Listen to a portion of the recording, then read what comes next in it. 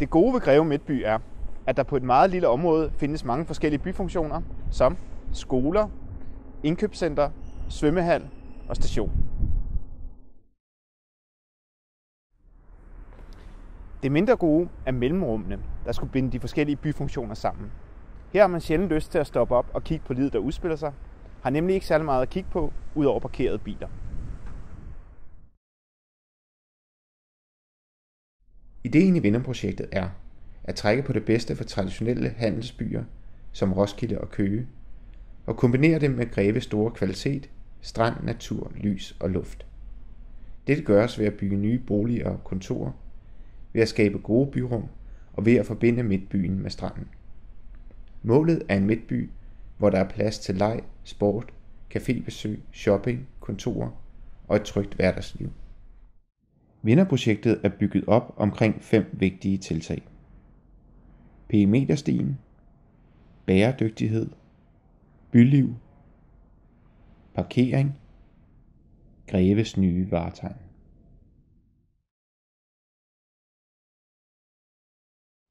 Som et bånd rundt om Greve Midtby foreslås den såkaldte perimetersti. Stien vil markere grænsen mellem Greve Midtby og de omkringliggende boligkvarterer, samtidig med at den vil skabe forbindelse og aktivitet, der vil gøre det både spændende og nemt at komme til og fra Greve Midtby. Her vil man kunne løbe sin aftentur. Der vil også være plads til betonbane og legeplads, og perimeterstien vil ikke mindst skabe en bedre forbindelse mellem Greve Midtby og stranden. Vinderprojektet sætter også fokus på, hvordan Greve Midtby kan blive mere bæredygtig. Mere liv i Greve Midtby vil forhåbentlig få flere mennesker til at bruge kollektiv transport, og med vandhuller og kanaler langs blandt andet perimeterstien vil regnvand kunne opsamles og blive et positivt element i midtbyen. Byliv er en væsentlig del af vinderforslaget. Greve Midtby skal være et sted, man tager hen, blot fordi man har lyst til at se, hvad der sker. Nye pladser, boldbaner og grønne områder vil danne rammen om det nye byliv. Pladserne er spredt ud over midtbyen. Rådhuspladsen, Kirkepladsen, Sportspladsen, Centerpladsen, Svømmehalspladsen, Byparken, Stationspladsen, Markedspladsen og Strandpromenaden. For at kunne bygge nye huse og pladser er det nødvendigt at samle de mange parkeringspladser, der i dag er spredt ud over hele Greve Midtby.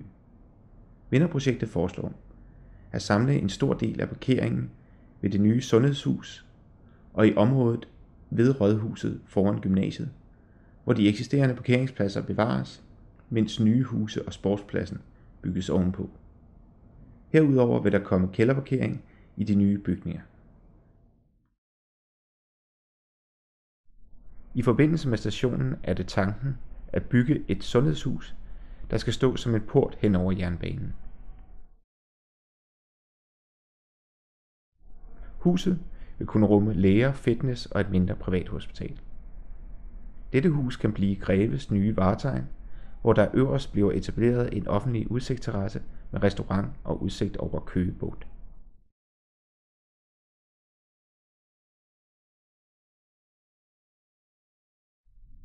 Vinderprojektet skal nu diskuteres og bearbejdes, og du er velkommen til at deltage. Klik ind på grevemidtby.greve.dk.